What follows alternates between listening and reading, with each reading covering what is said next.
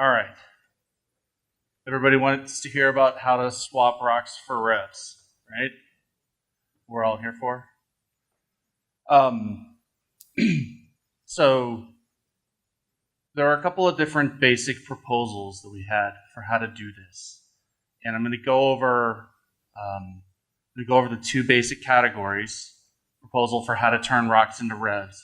I'm going to talk about some disadvantages of the one that we didn't like and disadvantages of the one that we did like, and then I'm going to talk about why we sort of fixed on one particular one, and what then the process will look like.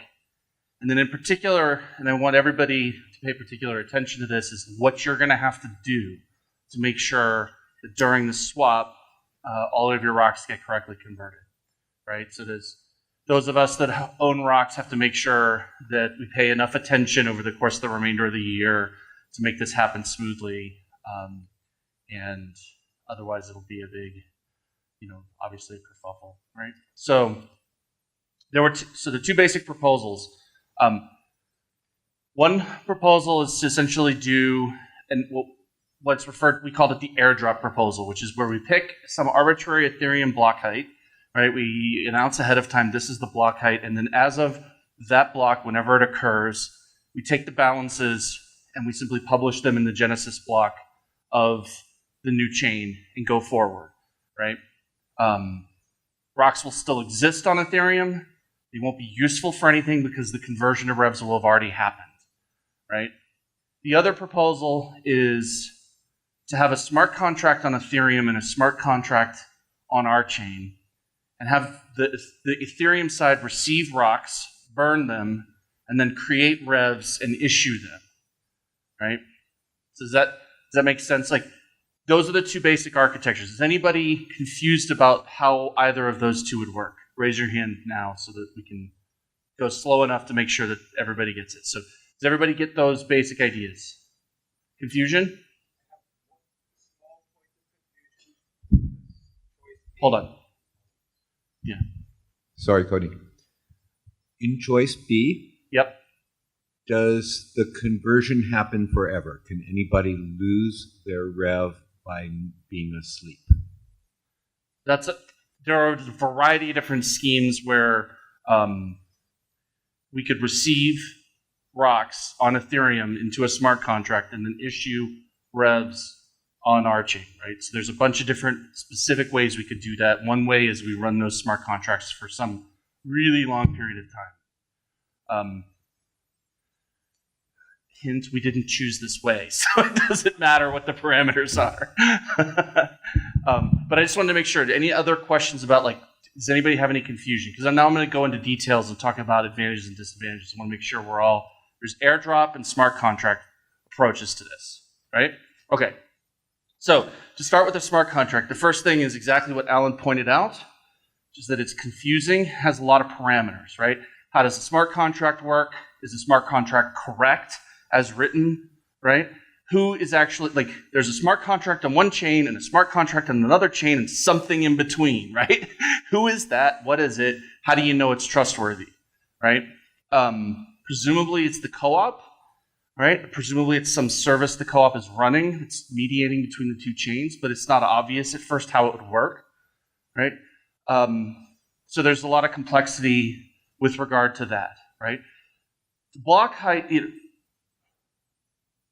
there are also legal complexities here that are worth sort of taking a second and thinking about fairly thoroughly. So one of them is that if there's a mistake, right, you've got two smart contracts running with an organization in between them, and if the organization makes a mistake, then there's real liability there, right? What does it mean if the co-op accidentally issues the rev to the wrong wallet? Or what if the co-op accepts Rhoc and fails to issue the revs? How do you deal with that situation?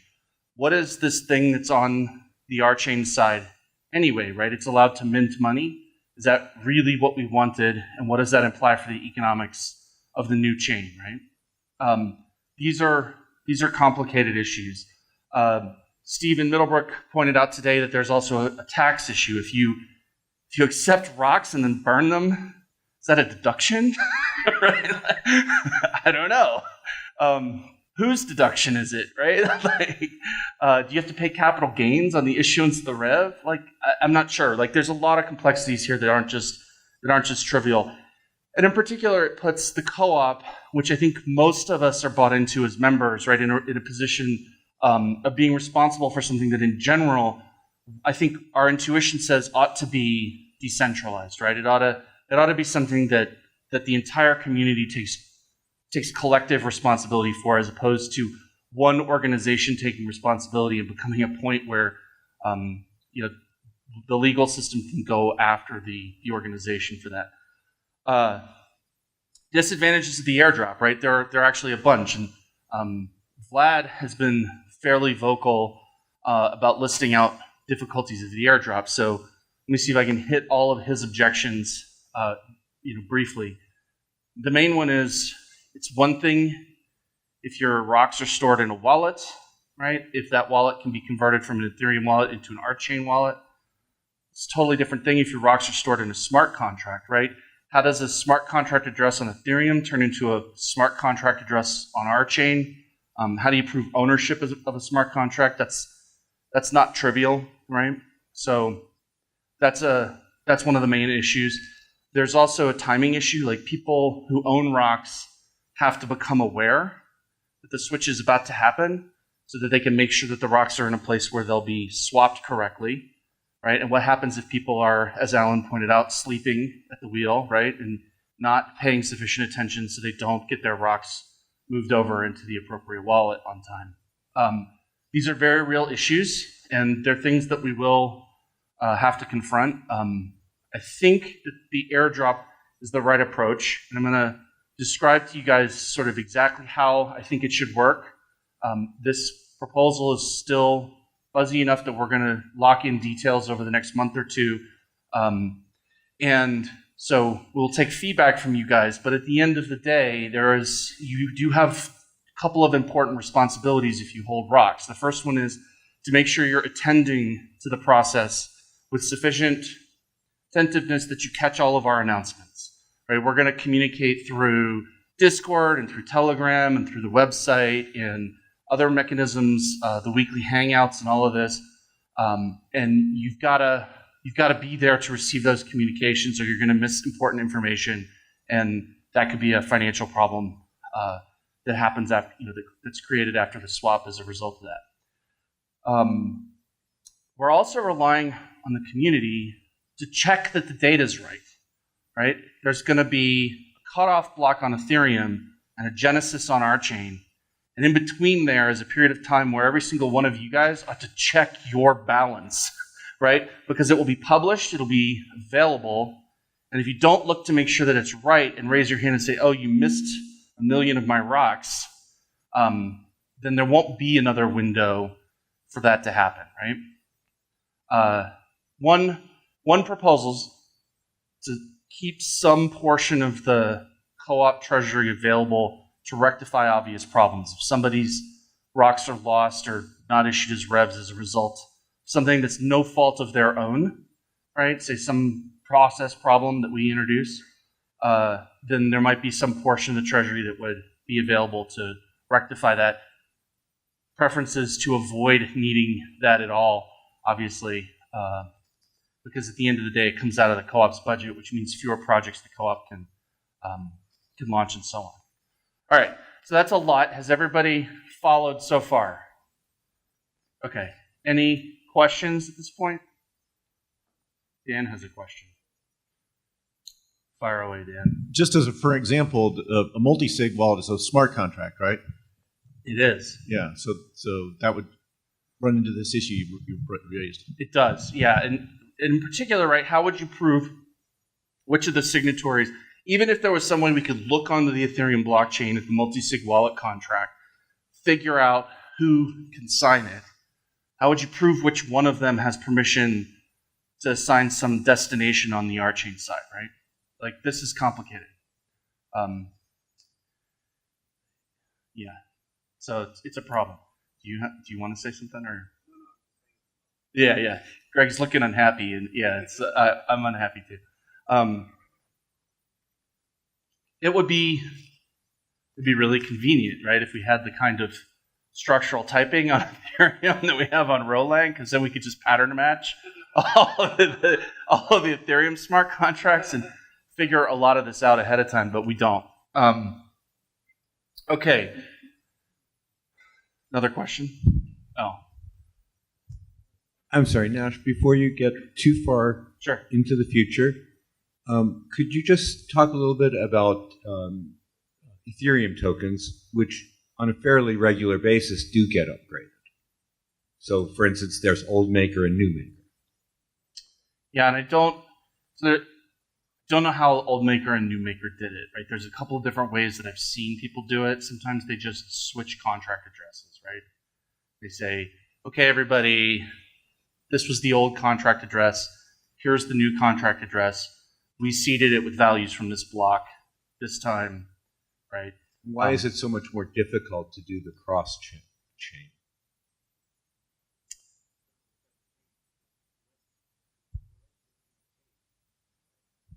Old maker to new maker, they're running on the same network.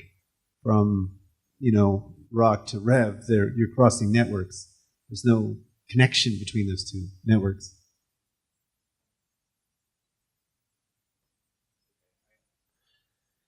So whether or not anybody else has done it right? Like all of this is really new, right? So a lot of some tokens, for example, upgrade by having one contract address and then they forward to a contract in the back end that can be moved without changing the contract address everybody knows, right? That's sort of, in a way, analogous to the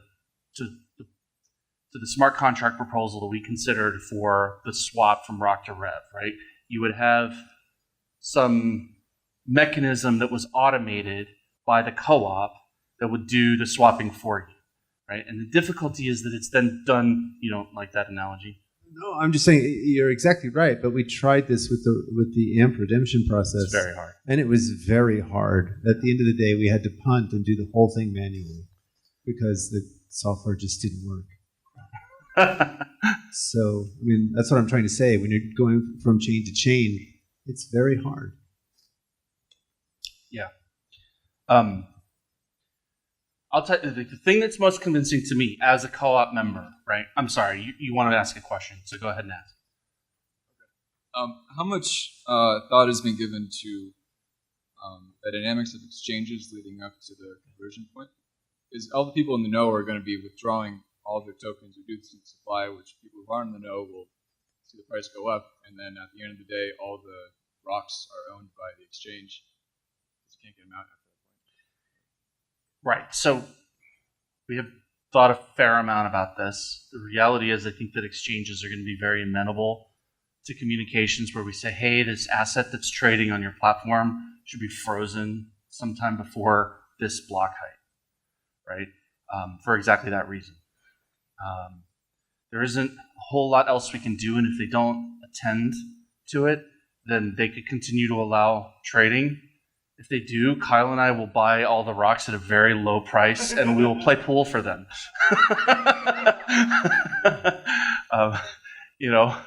This we can't stop, right? Like the only other alternative is to sort of put a mechanism in place that destroys them. And as soon as we do that, then we have issues with what if we destroyed the wrong thing or didn't issue something in exchange for what we destroyed, and I want to avoid that. Hold on. Okay. It's hard. Mic discipline is hard. Going back to your point about maybe there's some tax consequences at the conversion point. Yeah. If that basis is being set by the exchanges, that's not really a question, but just it's a good question. Not a tax attorney. Well, this leads to my question, or my point, because I actually went to a presentation this weekend on tax consequences and what's a taxable event and not. Talk to me, guys. I am not the expert, so I just want to point out that it's complicated enough that it would make sense to get somebody who's a few people that are experts in this area because ultimately, if it's a wallet-to-wallet transfer, this advice is, this is information provided, and I take no liability for it. I'll make that as a disclaimer. But streaming on YouTube, baby. Yeah. I'm a nameless person with a microphone.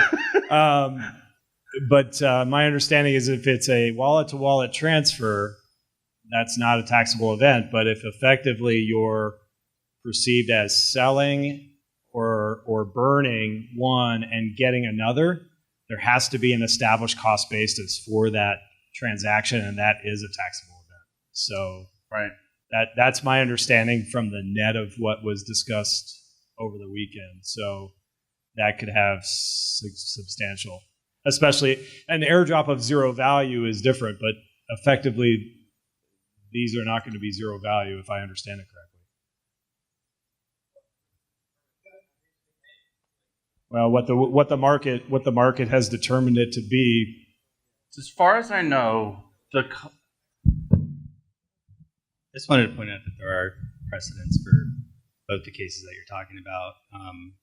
Bitrex froze Ardor when they airdropped Ignis, and at the time at the airdrop of the frozen market, the value of Ignis is zero.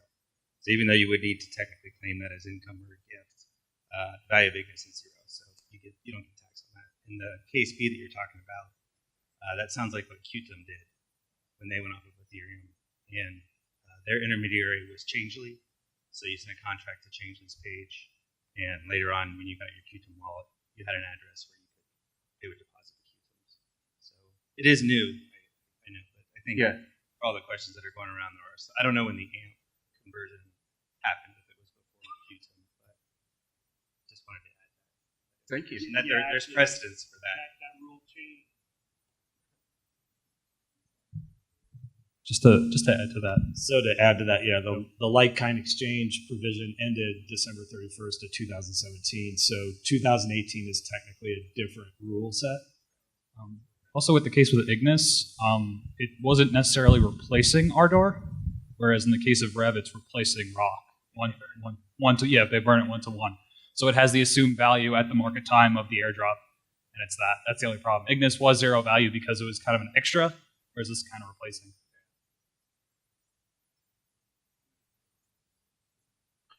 Right.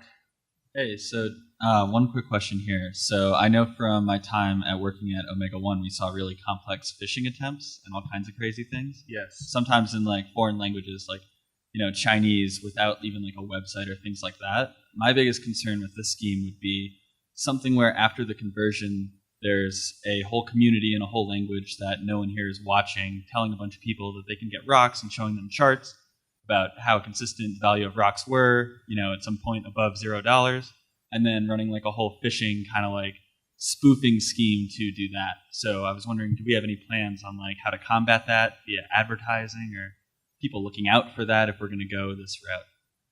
Yeah, that's exactly right. Right, what we've got to do is communicate very clearly. This presentation is the beginning of that stream of communications from the co-op, right? So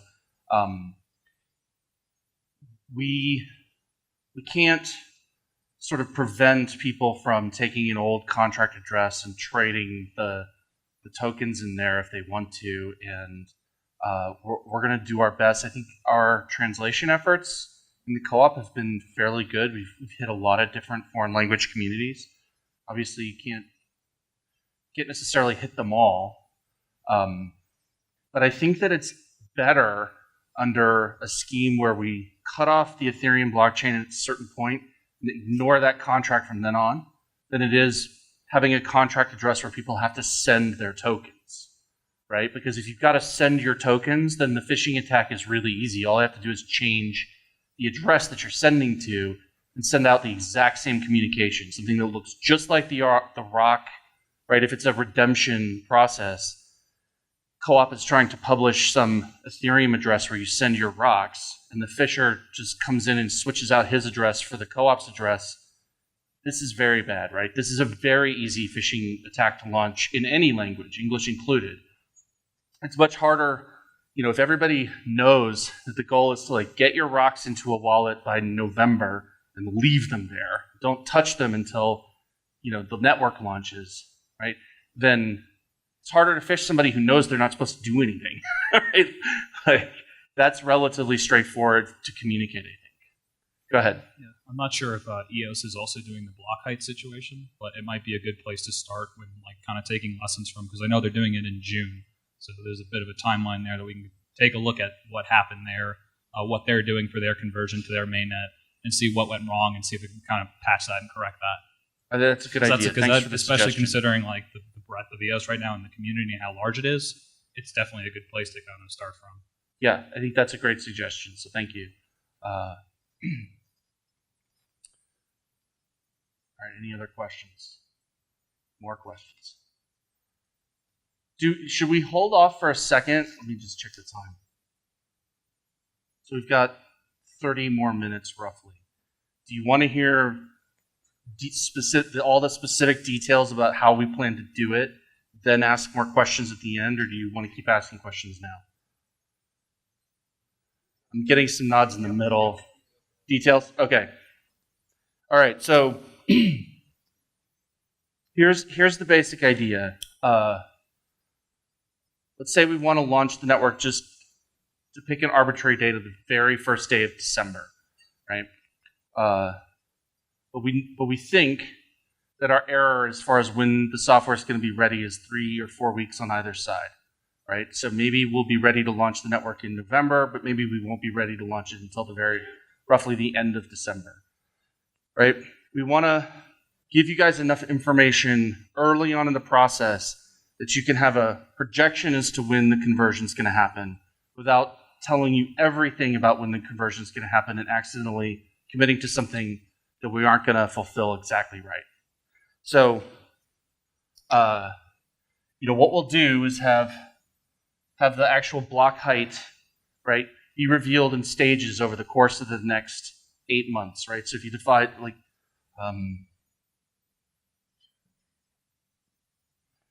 divide it into 8 chunks, right? From the high order bits to the low order bits, we'll reveal them. We haven't fixed the scheme yet, but this is the basic idea. We reveal one chunk of bits every month between now and December. So you would be getting the last bits that would tell you the exact block height, right? Just a few weeks before that block is projected to actually occur. And then there would be some time window, let's say 2 to 3 weeks, between when that block height occurs when we actually do the conversion. Okay? Does this make sense? Nod if it makes sense. I can tell that you get, okay, lots of nodding. All right, great. So your responsibility as a community is to keep track as we reveal, right? As we reveal these bits, you got to keep track of the bits so that you know what they are, right? Write them down on a piece of paper and put it in your desk, right? That way you don't get fooled into believing something random, you don't get phished, that kind of thing. Then when this occurs, the co-ops, the responsibility of the community is to check the balances, right? So what we will do is, as of this block height, we're going to take the Ethereum addresses that automatically convert into RChain addresses, right? Most standard Ethereum wallets should have an address on the RChain network, right? This is still the case. That means that if you have a regular Ethereum wallet, it's just a regular public-private key pair on Ethereum with a regular Ethereum address, it will also have an address on RChain where you can use the same keys for both blockchains, right? That's how we're going to do the conversion and possibly how we will avoid tax consequences. Not a tax attorney. Your job is to make sure your rocks at this point are in such a wallet, right? And then to check the balances at that block height so that to make sure that they are what you expected them to be, and to raise your hand and alert the co-op in this period if they're not, right? Assuming that everybody that we talk to validates that when they check the information on the blockchain, it looked right to them, then during this period, we're going to publish a Genesis block that has all of the balances in it. You guys will then have to check that, right? It'll be signed presumably by the co-op and by Pyrofex, so you'll know it's the correct one, because as I said earlier, you'll have met us and exchanged keys with us previously in the year, right? So you'll be able to validate our signatures on the Genesis block when it shows up on a website. You check in the Genesis block and make sure that it's what you expect based on the Ethereum network, right? And once we get confirmation there, then we can have a signing party for the Genesis block and launch the network, right? And that will happen at a conference that we do in Q4, sometime around, like, let's say December 1st is when we actually do it, and it'll happen on that. And everybody who has a balance should come or dial in so that they know that exactly the right block got signed and the network launched with the correct data in Genesis. All right? Does this make sense to everybody? So Christian gave me a thumbs up, so I must be good. That's it. I'm done. how do I check my balance before the Genesis block?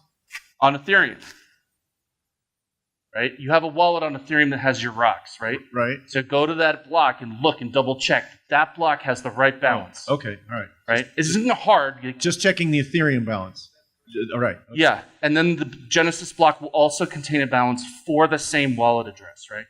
I mean, in Ethereum, it'll be OX something or other, and on RChain, it'll be RX something or other, right? Or whatever. The prescription is rocks, revs, whatever. Okay, that's the basic mechanism, right? This isn't super complicated.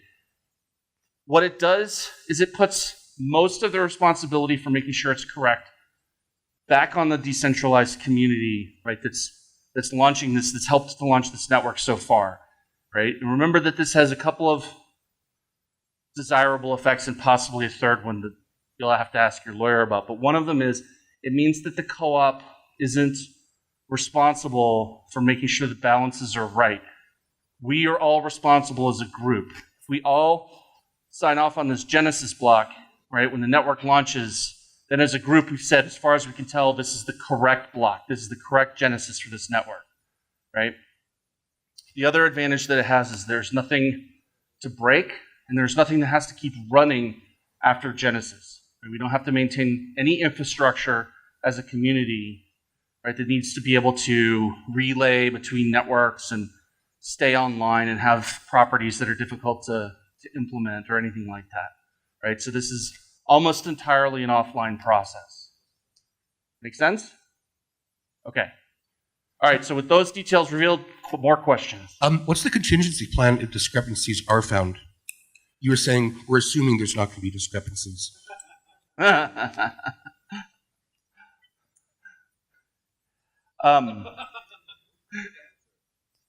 Yeah, so, I mean, we have to spend some time thinking about exactly what the discrepancies could be, right? But the reality is that if there are issues where I think through some legitimate, like at the end of the day, right, everybody that has bought into Rhoc so far was able to find out about Rhoc somehow and decide that they were something that they wanted to acquire. And hopefully that property is also true about information regarding how you preserve value, right? I think the co-op has a large treasury, and we could talk about the possibilities of using a portion of that to guarantee that discrepancies that are unfair, are made right. But this is complicated and definitely not my decision. And right? it ends up being a place where the co-op can get lost, right? A bazillion people from all over the planet say, hey, you didn't cover me. We have to go, and we're obligated then to go and investigate and spend co-op resources checking out that case. So, some maybe good news is that the building this Genesis block is a math problem, right? You can get it correct. And That's you should right. probably, you can have reasonable confidence of getting it correct. That's right. Right? You can just take all the bits on the Ethereum blockchain, compute the answer, and you're done, right? That's right. Again, there's a bunch of rocks that are sitting inside smart contracts. Yes, and for a multi-sig, how does that work? That means all the parties have to trust one of them. Yeah.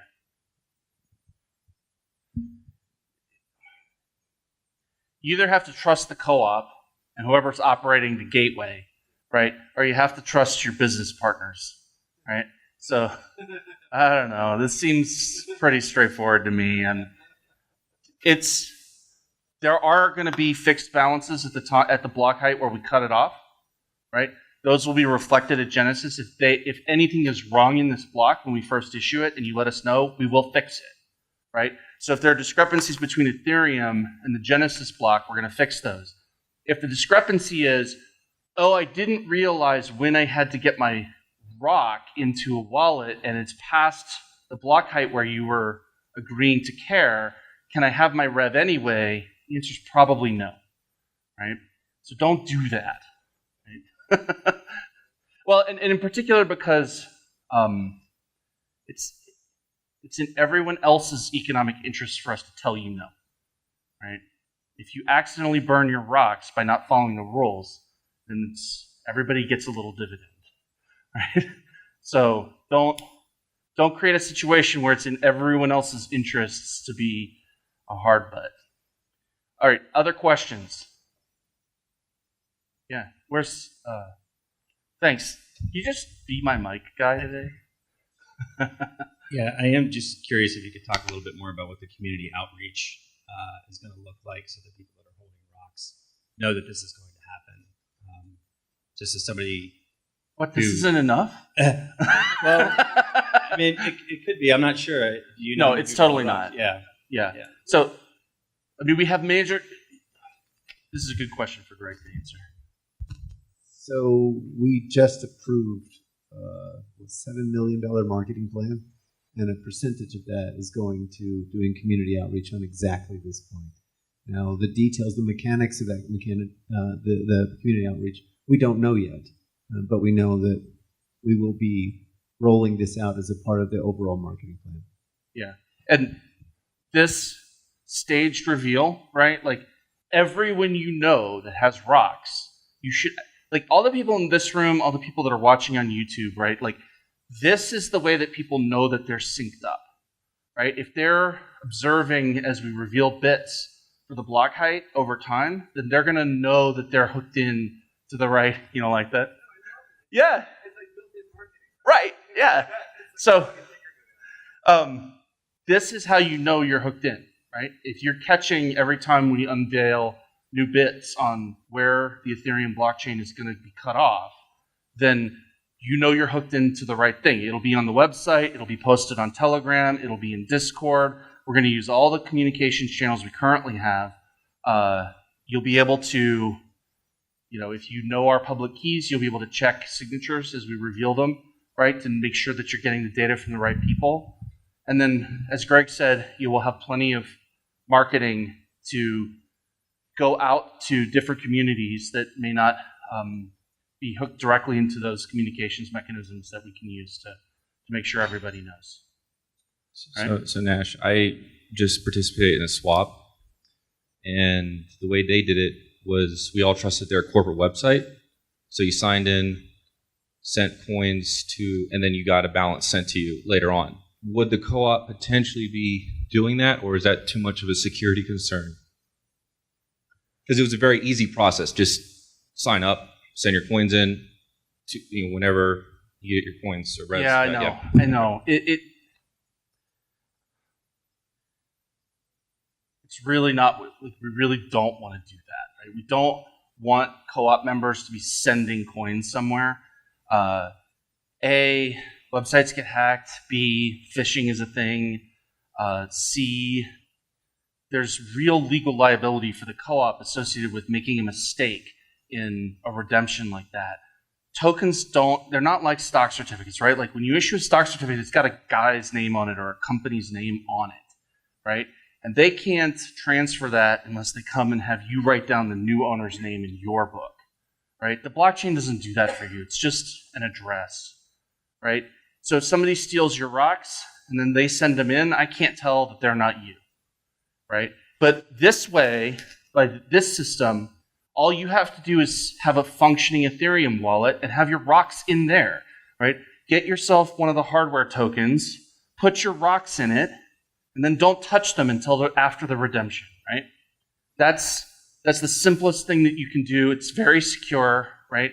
You're only sort of less secure if you were using multisig before, but maybe not even so much that you would care. And if you are really persnickety about it, hold off and only do it right at the very last minute. Although that seems risky to me too. Okay, any other questions?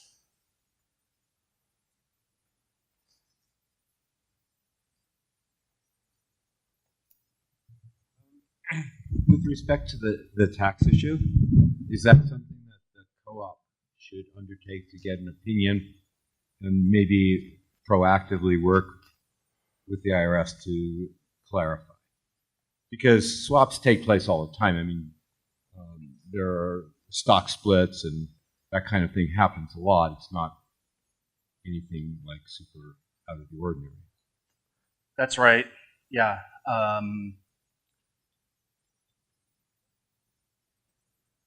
think it's an interesting question. So there's a panel tomorrow with a couple of lawyers that I'll be hosting to talk about legal issues related to tokens. You should come to that, ask that question. I'm not a lawyer, so I don't know what the right answer is there. I tell you, I sort of don't think that this particular solution is likely to be a tax problem because you're not doing anything, right? There's no, but it's the IRS, man. I don't know. Yeah, maybe the right thing is for the co-op to spend some time this summer looking into it. I think it's much more, let me put it this way. Based on what I know, it's much more likely that if you send your rocks somewhere and they're destroyed and then you're issued new things in exchange, that is going to be taxed than it is that if you do nothing and one thing turns into some new thing, that will be taxed, right? It's more a balance of probabilities in my opinion, but that's just my opinion, and as I've said, not a lawyer. Any other questions? Does anybody have any, you guys all feel comfortable with this? This feels important, so I want to make sure we don't end early. If this guy's giving me the thumbs up, I love him. All right. That's all I have. That's sort of the whole spiel. There's not a ton to it. Keep your eyes peeled for initial communications about it. I guess we'll take, oh wait, here we go. More questions. I apologize if this was covered before I came in, but there are, of course, rocks that have been traded on the open market that are owned by people that have nothing to do with the co-op. May not even know that the co-op exists. What happens to their rocks if they don't? That's a really good question. So one thing to keep in mind is that a lot of folks that have done this are inside exchanges, right? So it's sort of, we're hopeful that each individual exchange that's doing things with rocks, when we go to swap for Rev, will do the right thing for their customers, right? Those guys are already managing wallets for their customers. They should manage the wallets so that those customers get the advantage of the conversion to Rev. Otherwise, why were you trading rocks in the first place, right? So usually when events like that happen, you have to pay the engineers on those exchanges to manage a swap. Now, it's my understanding that the co-op was not involved in any listing. That's right. Or paying anything to these exchanges. So, yeah. Right. So just to be clear, the exchanges that rocks are currently traded on, the co-op has not gone out and sought any trading volume or asked any exchanges to list the rock or anything like that. And obviously this doesn't apply to Ether Delta in quite the same way. But if you're on, KuCoin, for example, I'm hopeful that those guys will do the right thing, and will support the conversion. And we're going to make it easy for them to the extent that we can by letting them know through this process. And obviously the dev team will be there to help out with anything that they need in terms of engineering effort. We'll see how reasonable that process looks, and I think we just got to play that one by ear, right? We can't make them do anything they don't want to do, but hopefully they'll do the right thing. Anybody else? All right. Well, if that's no more. Oh, okay. Step on up. I love your T-shirt, by the way. Good. I love yours. So I think maybe one suggestion, because we had these Rhocs and multisig contracts. That's obviously kind of difficult, but I think for those who want to have the security of a multisig, you can also use something which is called Shamir secret sharing scheme. And you can check it because there you can also do some kind of 2 out of 3 are needed, but then you can actually have it in a private key in terms of blockchain, but you have still the usability of a multisig. I think you can look into it. It's called Shamir secret sharing scheme. Do you know of any software that does that? Will do that for the private key side of an Ethereum key set? Yeah, they exist. You just Google and you find it. Google what? Shamir secret sharing scheme. Yeah, but okay, great. I know that the first result, if I search that's the Wikipedia page, but I'm sure the second result is the software. That is a fairly workable approach. Did everybody get the Keras? Did everybody get the name to Google? Shamir secret sharing. So you can use this to take your private key and split it into parts. So you can move your Rhocs into an Ethereum wallet and then split the private key and share it amongst people. And he's going to correct me because I did it slightly wrong. No, it's based on math. So basically, you have like a polynomial, and for example, if you have like linear, you need 2 from the points to construct it, but only 1. You can't find the y0 coordinate. And it's really based on that. And you can fill in any arbitrary string or whatever, and you can construct it by having some kind of parts. Right. Yeah. Maybe the corporation can find out that and communicate it to the owners. Okay. That's a good idea. Thank you for that suggestion. So keep your eyes peeled, and we may propose an official procedure for you multi-sig guys on that side. If you just want to go, plow through. All right, we're going to plow through. Thank you.